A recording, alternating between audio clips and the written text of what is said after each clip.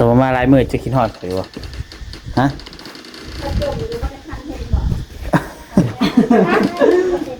จะเฮาผ่านยังเฮาลืม ไพ่พันเห็น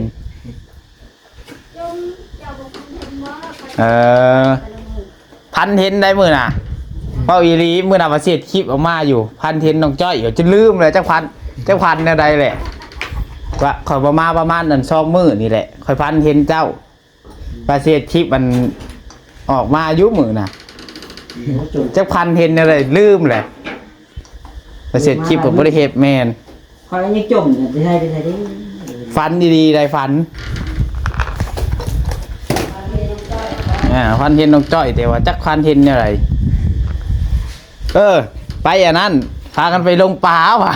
คือการฟันเห็นไปลงปลาว่ะมื้อน่ะขอยซื้อเลขปลามื้อน่ะฮะแล้วมันออกเลขยังวะ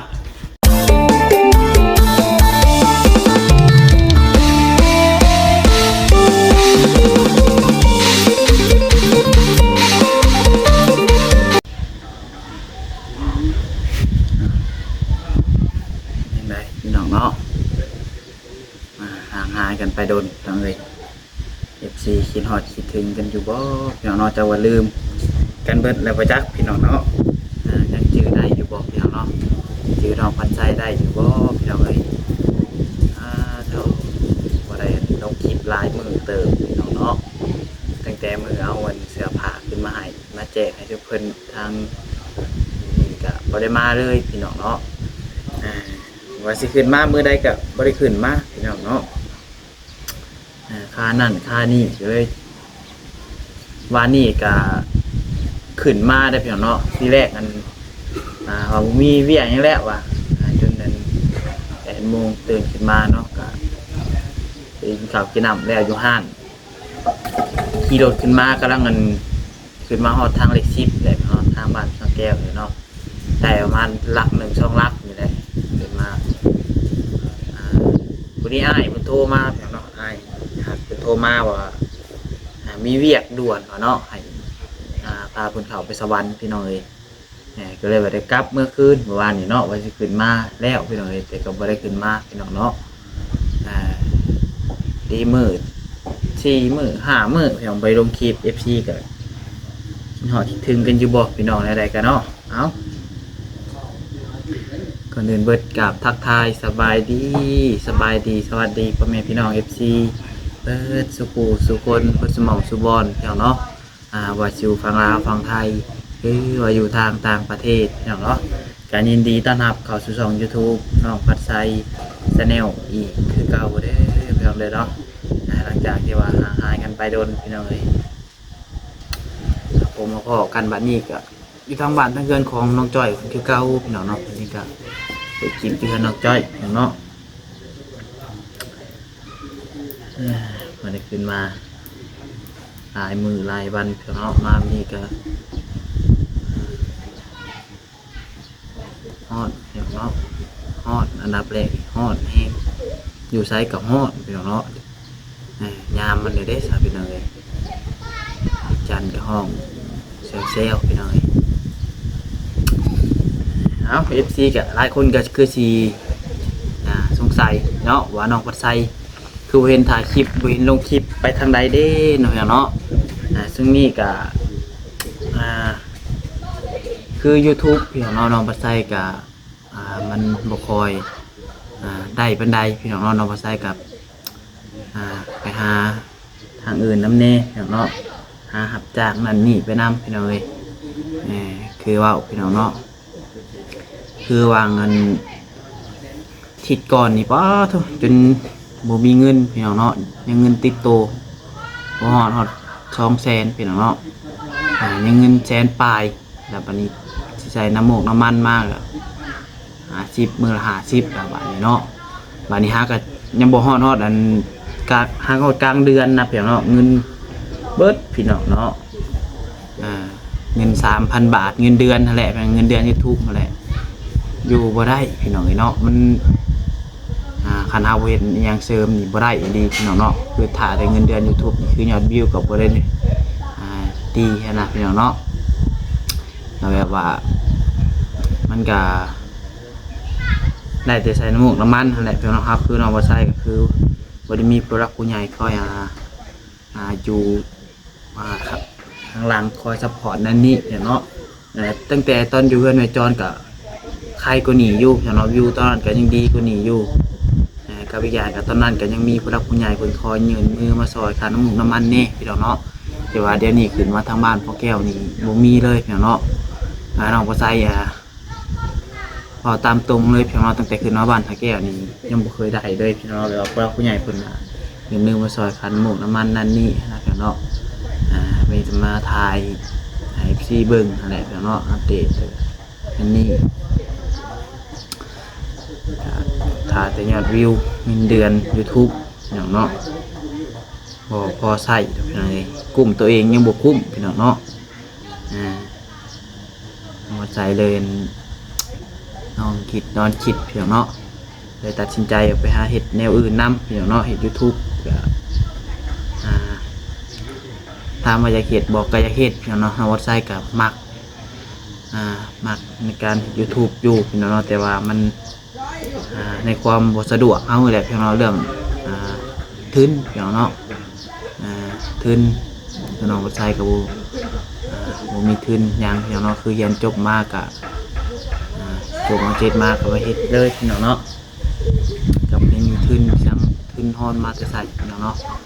มีกระเรียกนิดหน่อยมันกระเบิดแล้วพี่น้องเนาะมันเนาะทุกมือนี่ยังกับเพลงพี่น้องเลย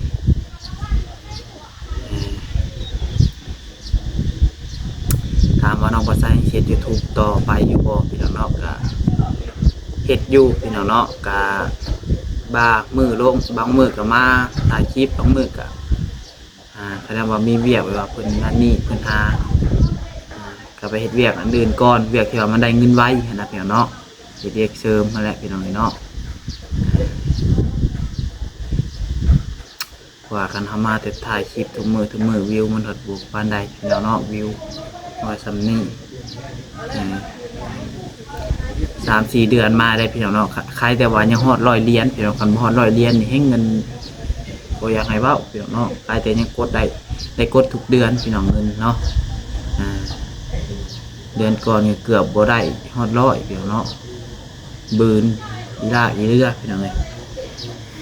พี่น้องเนาะในรายการนี้พี่น้องเลยกะยังได้กะฝากให้พี่น้องเป็นกำลังใจให้น้องพัดไซนี่เด้อพี่น้องเลยเนาะเหตุไปสู่ไปแหละพี่น้องน้องพัดไซกันจักทีได้ทำใดพี่น้องเนาะบางทีอยากบริมาถ่ายทั้งนี้กับสิถ่ายแบบว่าอยู่บ้านอยู่เพื่อนท้ายนั้นท่านี่ให้ FC เบิ้งนั่นแหละพี่น้องมาพอมีคลิปลงแต่ละมื้อพี่น้องเลยช่วงหลังบาง3-4 มื้อกับบริถ่ายเลยพี่น้องเนาะหัวมัน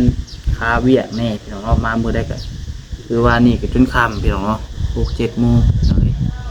เวลาเราสับสิทำสิถ่ายให้คลิปให้ FC เบิ้งพี่น้องเนาะมามื้อได้ก็ค่ำแล้ววันนี้พี่น้องเนาะจะไปอัปเดตทางเพื่อนไพ่ก่อนพี่น้องเนาะบริมาลายมือนี่ก็ดูงอนเนี่ยสิถ่ายคลิปพี่น้องเนาะจะถ่ายคลิปอะไรก่อนเพื่อนน้องเผยทวง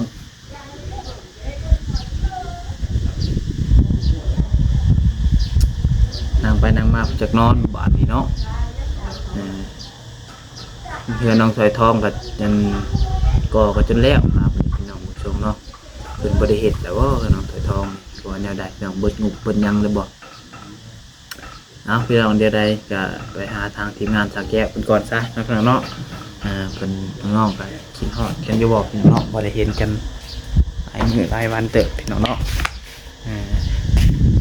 แต่ว่าคนดีใจไปจักเนาะน้องปัดไทยบอกว่าเดินครับเนาะแต่เศร้าจะได้มือนี้ก็แต่วันนี้ฮ้อนพี่น้องเนาะ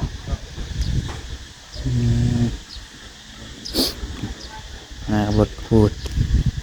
ใจพี่น้องเนาะกับรถกับบรรยากาศพอมีขี้พี่น้องเลยขี้กับแม่อยู่นี่กะโซกกับเพแล้วยังมีเงินแปลงรถพี่น้องเนาะ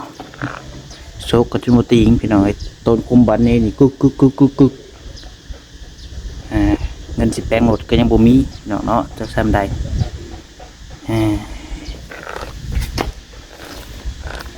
โซกหนานี่ใกล้เบิดแล้วเนาะเพเบิดแล้วโซกหนาใส่บ่ได้เลย แต่ยังพื้นไปพี่น้องไอ้เนาะไปไกลก็ย่านอยู่เนาะ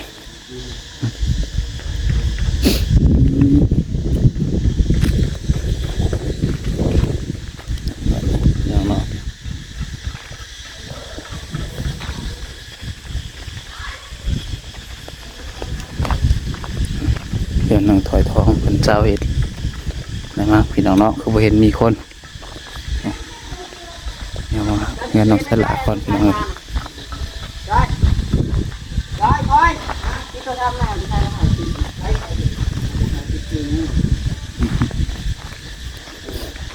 มาเลย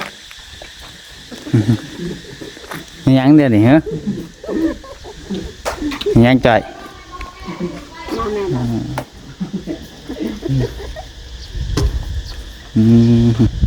แล้วอะไรคือน้องสายทอง เรียบร้อย เรียบร้อยยุดบ่บันนี้เบิดงบแล้วบ่มีแต่งบมีแต่ก่อแล้วเนาะเนาะยังสาบกับบานกับเทพื้นเนาะยังไงก็ได้ติดบานกับเทพื้นก็ยังคายอยู่ได้พี่น้องเลย ผู้ชายคนนี้เคยเป็นบ้าวันคืนเลยนี่ไม่กูไม่ยังไงมาเบิ่งน้องเสดาเป็นต่างบอกแก้วก่อนเอาโทษ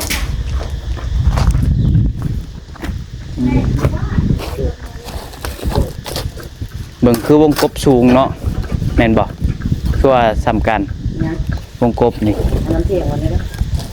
จักแมตรวงกบนี่น้องล่ะจักแมตรนั่นนี่ เท้าเสียงแทบต้องหัวแทบ คือว่าสูงๆเนาะ 2 เมตรปลายเอาน้ำเสียงเลยจ้ะน้ำเสียงใช้ดิเนาะน้ำเฉาเลยน้ำเสียงกิ้วอ้าวคนที่เก้าดาม เข้าทางนั้นก่อนพี่น้องเนาะ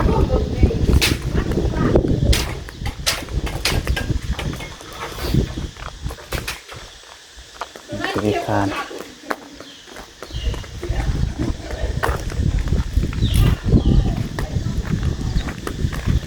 หอดยามแรกแล้วเดี๋ยวเนาะอีก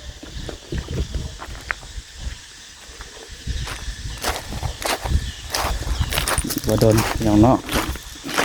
อีกบ่หลายมื้อ2 ทิศก็ฮอดบุญสงกรานต์ปีใหม่ลาวพี่น้องเนาะ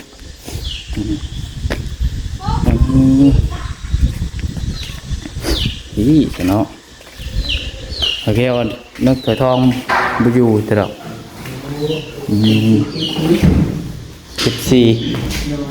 โอ้หลายดีเด้อเนาะ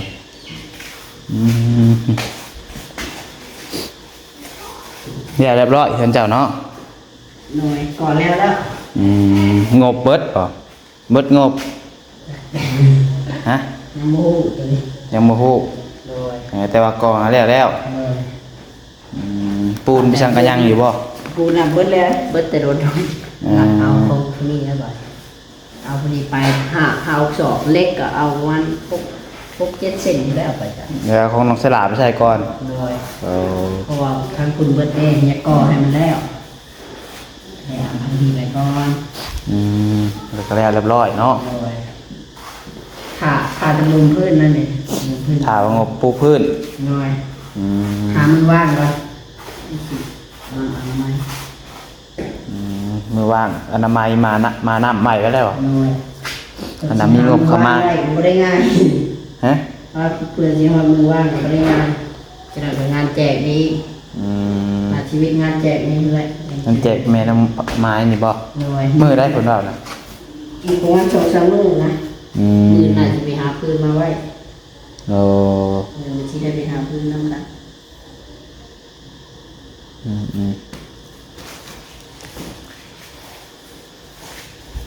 ทาแล้วบ่มีแต่เก็บซีสิบ่ข้างในนี่ โดย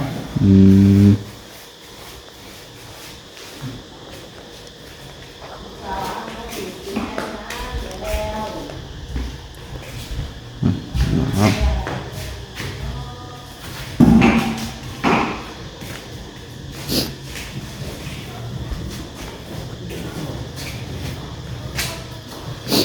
แล้วก่อแล้วจะจักมื้อเลยเฮือนเจ้า ก่อนแล้ว2 มื้อแล้ว2 มื้อแล้ว 2-3มื้อแล้ว โดย อืม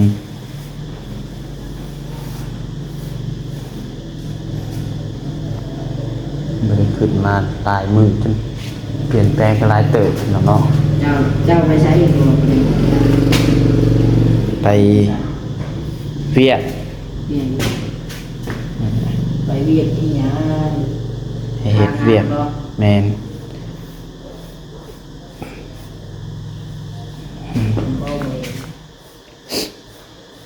บ่มีเงินสิใส่น้ำมันรถขึ้นมาก็เลยไปหาเฮ็ดเวียกกัน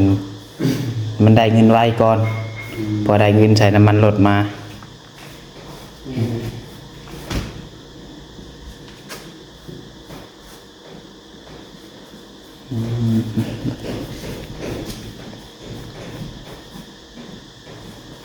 ยังบ่เศร้าบ่คอจังนะ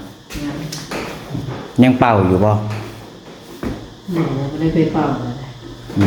ม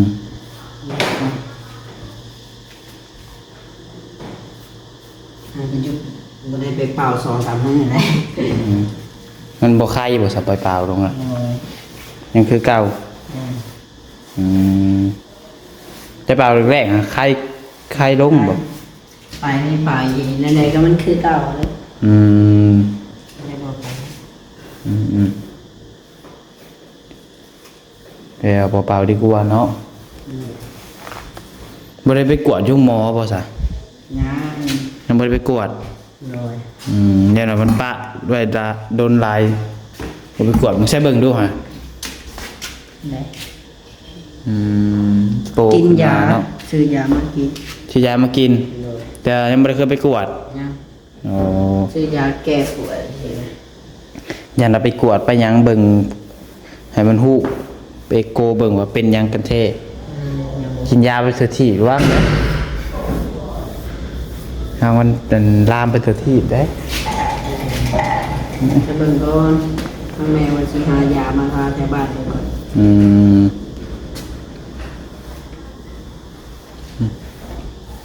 พ่อแม่ก็ว่าสิหาหักยามาทา เออเดินไปเบิ่งทางน้องใจกับน้องหลาก่อนบัดเนาะนี่ก็ตั้งวงแก้วอยู่เนาะ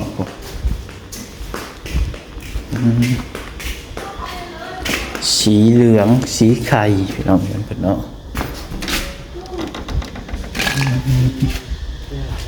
ใจ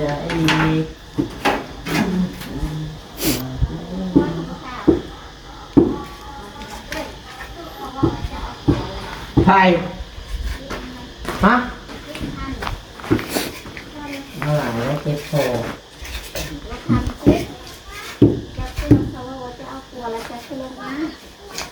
แผลผัวน้องจ้อยเอาผัวมานี่น้องจ้อยจนเอาผัวเนาะนี่ลึกแท้เว้ยป่าเลยนะเนาะ ว่าจะใส่ ฮะ เป็นลายมือเติบ ไปหับเปียกนอก ฮะโอ้หางานอะไร แมนเตรียมสิหางานแล้ว เหลืออย่างงาน แมน เป็นงานอย่างแบบ เฮ็ดทุกอย่าง มันได้เงินเนาะ แมนที่อันได้เงินเฮ็ด YouTube มันนั่น อืม นานได้โพดเฮ็ดที่มันเฮ็ดเวียกที่มันได้เงินไว โจ๊ก ผมมีเงินใส่แล้วมันลดขึ้นมา เติลมให้รถจก อืม ก็งานเติมลมให้รถจกทำงานมันอาน้ำไม่แข่ แมนน้ำไม่แค่ ก็คือแข่ไม่แข่ใจรอดแข่ไม่แข่ ไปว่าเจ้าจังจ้อย ไป ว่าดีไรเนี่ยคือว่าได้สิไปเฮ็ดงานบ่ได้ยินว่ะไปเฮ็ดงานยังวะพี่ก่อนดู งานคือแข่ไม่แข่ ว่า จะไม่เห็น จะไปเฮ็ดงานยังจังอะ ยกของอย่าเดียวย กคองบ่จะไปเฮ็ดยกคอง เออ อืม ยกของ เดี๋ยวเราไปอาบน้ำให้แข ตัวแข่ไม่แข่นะหายเลยน้องจอยกี่หอดเลื่อนอยู่วะ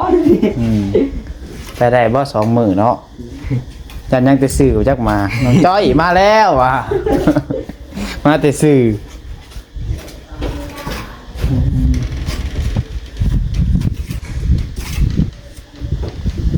จอย ไปทำงาน เย็นแน่อยู่นี่เนาะ ก็เอาพัดลมมา เอาที่พัดลมบ่ ติดลม เพราะว่าอยู่มันคือเย็น เฮ้ยเฮ้ย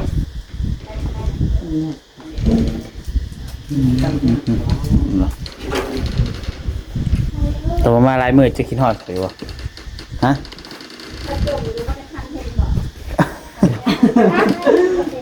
จักเฮาพัดยังเฮาลืม ไพ่พันเห็น ยมอย่าบอกพันเห็นว่า พันเห็นได้มือน่ะ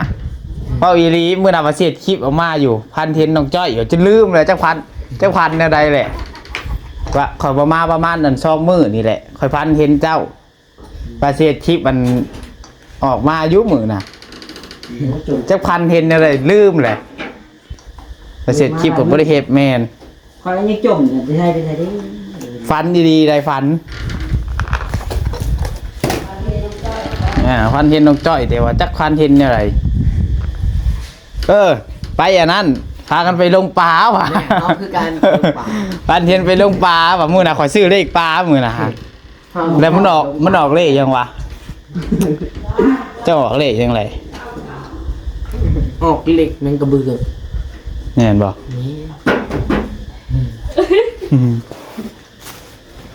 ของเลย49นะเหล็กควาย ของช่องซ้ำมือหลังน่ะ งุมป่า49หรือว่า59เลย แต่ก็จักเป็นช่างบ่จื้อแหละเดี๋ยวมันลายมือแหละเนาะ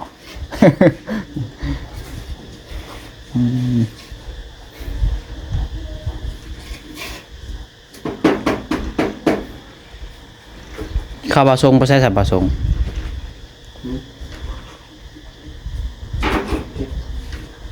เช่นโอ้ยทำไมเป็นแบบนี้คือยังเป็นเส้นอยู่